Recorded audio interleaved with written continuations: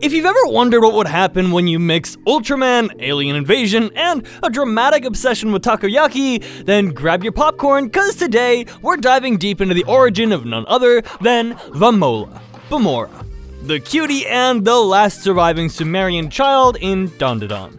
But this begs the question, where did Vamola actually come from and how did she get such an overpowered Kaiju Exosuit? Let's dive deep into her origins, the background, and how an alliance schoolgirl casually pulled out a suit that can grow to Godzilla-size. Let's start with the basics. Even though she's a Sumerian, Vamola looks completely human. Well, almost. With a slender frame, short blonde hair, and green eyes that shine like she's from another planet, Vamola is half real, half unreal.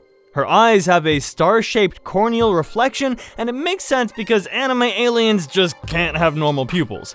But one thing that completely gives her away are those magenta antennae, which glow faintly, as we saw in the anime. I mean, they're like built-in glow sticks and definitely look like she's cosplaying to be an alien. Just imagine being in a class and the lights go off for like a birthday surprise, but there's Vamola, just standing there, head flickering like there's a party to start. On the other hand, her outfits are a different story. Initially, she wore a tight bodysuit with navy outlines, but since anime characters aren't allowed to stay in one costume forever, she quickly upgraded. After being enrolled by Seiko at Kami High as an exchange student, Vamola uses her exosuit's clothing replication to mimic Momo's school uniform. But there's a catch. The kaiju head stays behind, looking like a hoodie. Yeah, the alien war refugee has been attending high school in cosplay. Vamola isn't your typical alien fighter like the Mr. Shrimp in Dandadan. She has full-on kaiju armor everywhere, but behind that armor, she's actually kind-hearted, friendly, and deeply traumatized, which we're gonna cover in a bit. You see, she's the sole survivor of the Sumerian children. But what about everyone else? Well, gone, eaten, and used as literal fuel to create weapons by the Cur. What does all that leave this pretty girl with? Survivor's guilt that's heavy enough to make even Eren Yeager cheerful. In this series, there's a moment where she begs her adoptive mother, Banga, to end her life, rather than let her be killed by the Cur. If you don't know who these Cur people are, they're basically aliens that came from furthest away in space to attack the Sumerians. But throughout the manga series, Vamola showed incredible trauma and bravery. Despite her fears, she still throws herself whenever possible to help Momo, Okarun, and stop the Cur from invading Earth. Vamola's mother left her with a single mission: to find a strong man to marry and continue the Sumerian bloodline. This sounds quite simple, but for Vamola, yeah, she attacks every single boy under the guise of testing. And spoiler alert, while she chooses Okarun in the end, she's not blind to other people. Kinta, for example, actually impressed her during his fight against the Cur, but here's the thing. Vamola is a type of girl who doesn't really understand romance. She's never seen it, lived it, or experienced it. And all her knowledge comes directly from Banga's world. So when she finally saw a couple kissing for the first time in the series, she short-circuited like she was just 7 years old. Food-wise, Vamola is crazy about Earth food, eating takoyaki every single day. But behind this jolly personality, there are Vamola's origins that are probably going to be a bit of a shock for you. At first glance, Vamola feels like an odd one out, trying to fit in with the Earthlings. While Okarun and Momo fight yokai and spirits on Earth, Vamola's whole presence is that of an outsider. She isn't from planet Earth, and in the manga, we see how much she resembles an alien in her past life, and even the way she talks, acts, and relates to them, it's baffling. Her backstory is tragic, because Vamola didn't come to Earth by choice. Rather, she's a refugee. Her home planet was destroyed in a brutal conflict, hunted, and ravaged by other alien forces. These forces are called Cur, and their only mission was to destroy the homeland of Vamola. So, after he destroyed her home planet, she fled. And the only reason she survived that attack was because she carried with her one thing: her kaiju suit. You see, the Cur is a horrifying alien army that invaded her home planet, Sumer. Their goal? Well, it was to use Sumerians as raw material to create Big Mama exosuits, which are basically biomechanical war machines.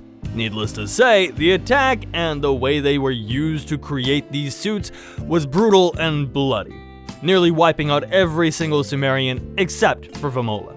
In this chaos, Vamola was rescued by Banga, a Sumerian warrior who became her adoptive mother. Alongside Tome and Aja, they form a resistance group.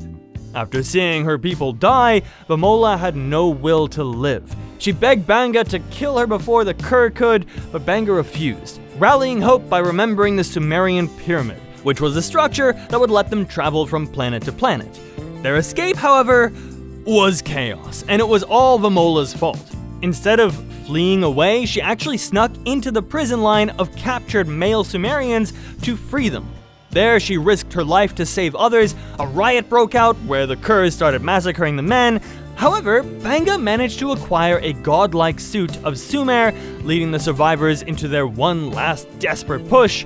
They reached the pyramid, but it only had the power to teleport one person.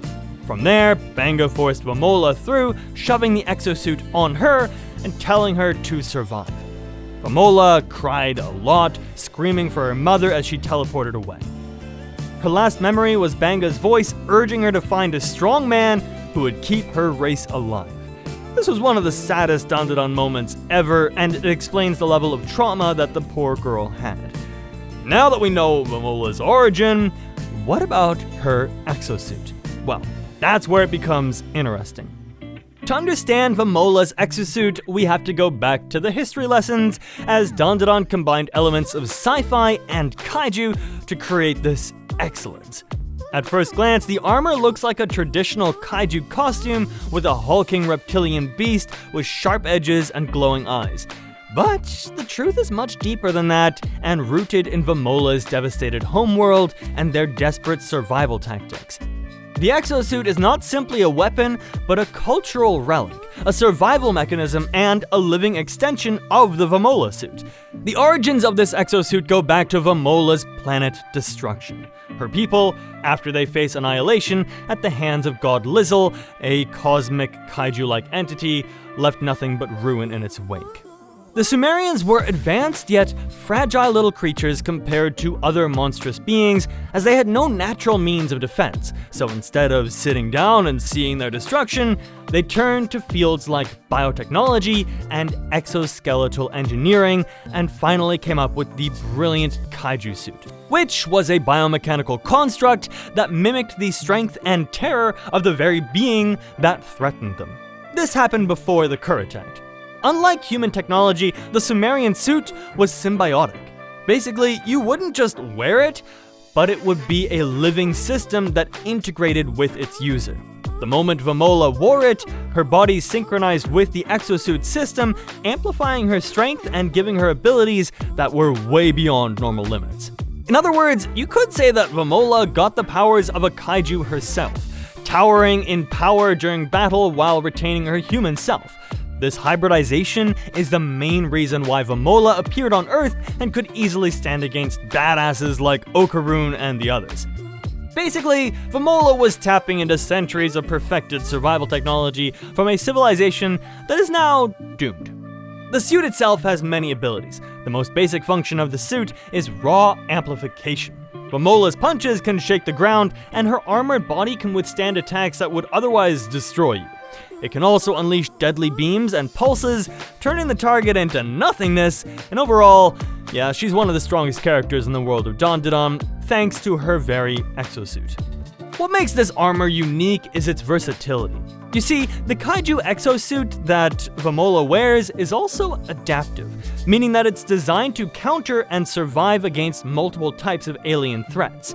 It would constantly adjust to incoming damage and modify its defenses based on that.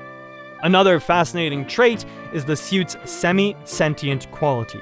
The exosuit responds not just to Vamola's physical commands, but also reacts to her emotional state. For example, in many battles, we saw Vamola enraged, and the suit itself became more aggressive, pushing out greater power, but at the cost of control. In one of the episodes, we saw Vamola frightened, and the suit was acting defensive, shielding her even before she reacted. This quality makes the exosuit as strong as Vamola's inner struggles, making her a tool of war. Ultimately, the exosuit is like the last surviving gift of Vamola's people and a relic that would help them survive their extinction. It is Vamola's burden and her identity. Now that we know this suit's origin, let's talk about some of the skills it offers Vamola. Aside from just enhanced strength, durability, and being able to adapt to different situations, the suit also comes with a heads-up display. Well, not the usual car's heads-up, but even aliens in this anime need HUDs.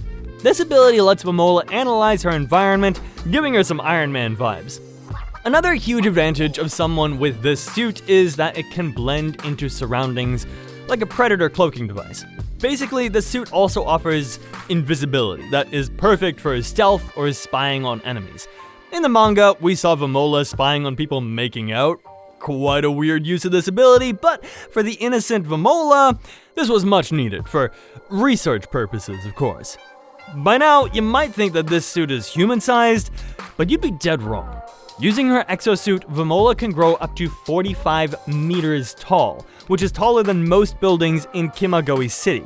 At that point, it becomes less of a suit and more of an actual kaiju in case things get way out of hand. The tool also allows her to do the tail whip attack or electron beam attack in the giant form, where through the nasal fires, a devastating beam of electricity comes out, completing the battle with ultimate destruction. You should think of it as like a Pikachu and Godzilla having a child. But there's one ability that we haven't talked about yet, and that's Vamola's slaughter mode, using this suit.